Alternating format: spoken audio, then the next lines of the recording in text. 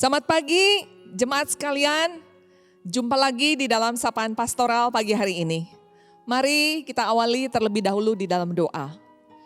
Bapa, setiap hari baru kasih setiamu, anugerahmu Tuhan, penyertaan Tuhan di dalam kehidupan kami. Bapa, buat jiwa kami menyadarinya ya Tuhan. Sehingga Tuhan ada satu dinamika yang indah. Hari lepas hari ketika kami berjalan bersama dengan Tuhan. Terima kasih Bapa, sebentar kami akan bersama-sama merenungkan firman Tuhan.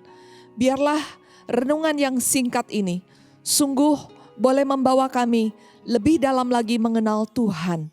Terpujilah Tuhan, di dalam nama Yesus kami sudah berdoa dan mengucap syukur. Haleluya, amin. Jemaat sekalian, pagi hari ini saya mengajak kita membaca surat Yakobus pasalnya yang pertama ayat 22 sampai 25. Demikianlah firman Tuhan. Tetapi hendaklah kamu menjadi pelaku firman dan bukan hanya pendengar saja. Sebab jika tidak demikian, kamu menipu diri sendiri. Sebab jika seorang hanya mendengar firman saja dan tidak melakukannya, ia adalah seumpama seorang yang sedang mengamat-amati mukanya yang sebenarnya di depan cermin. Baru saja ia memandang dirinya, ia sudah pergi atau ia segera lupa bagaimana rupanya. Tetapi barang siapa meneliti hukum yang sempurna, yaitu hukum yang memerdekakan orang, dan ia bertekun di dalamnya. Jadi bukan hanya mendengar untuk melupakannya, tetapi sungguh-sungguh melakukannya.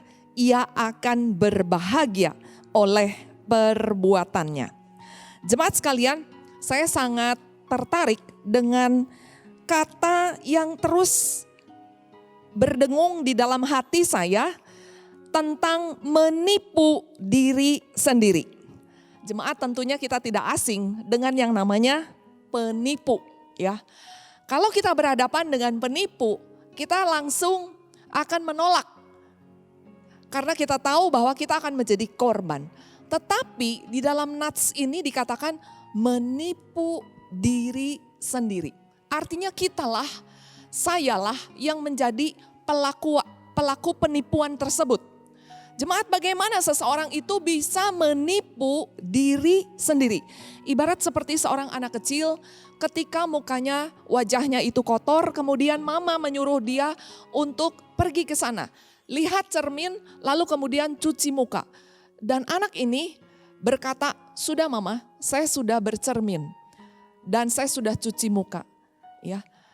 Dan yang dilakukan oleh anak tersebut, dia sedang menipu dirinya sendiri. Karena keadaannya itu tetap kotor, tetap tidak rapi. Ya. Jemaat sekalian, kenapa seseorang bisa tertipu? Jemaat, ketika kita sudah menjadi orang Kristen, kita pun bisa aktif di dalam pelayanan. Kita juga bisa memangku jabatan, ya. Entahkah itu sebagai aktivis, anggota BP, dan lain sebagainya. Termasuk saya sendiri sebagai seorang penginjil. Tapi hati-hati jemaat sekalian, karena status, aktivitas rohani, jabatan kita itu bisa menipu diri kita. Apalagi dengan banyaknya pengetahuan Alkitab yang kita miliki. Karena dengan semakin banyak kita tahu, Tuhan pun akan menuntut kita untuk menjadi pelaku firman Tuhan. Jemaat, jangan jadi keliru menafsirkannya. Saya tidak bilang bahwa kita tidak boleh menimba banyak-banyak pengetahuan Alkitab. Tetapi yang di ayat 25 katakan sungguh-sungguh, ya. Kita bertekun dan kemudian kita sungguh-sungguh melakukan firman Tuhan, ya. Kita akan berbahagia dengan perbuatan kita. Saudara, ada seorang pemberita firman Tuhan. Setelah selesai memberitakan firman Tuhan, dia mengendarai mobilnya dan dia dikenal sebagai seorang yang sabar. Tapi kemudian di perempatan jalan, jemaat yang ikut serta di dalam mobilnya terkejut melihat bahwa bagaimana orang yang selama ini dia hormati ketika dia menghadapi situasi yang tidak menyenangkan, langsung keluar kata-kata kotor, keluar dari mulutnya mencaci maki. Jemaat sekalian, di dalam setiap peristiwa kehidupan, terutama persimpangan-persimpangan kehidupan, kita terus-menerus ditantang untuk menjadi pelaku firman Tuhan.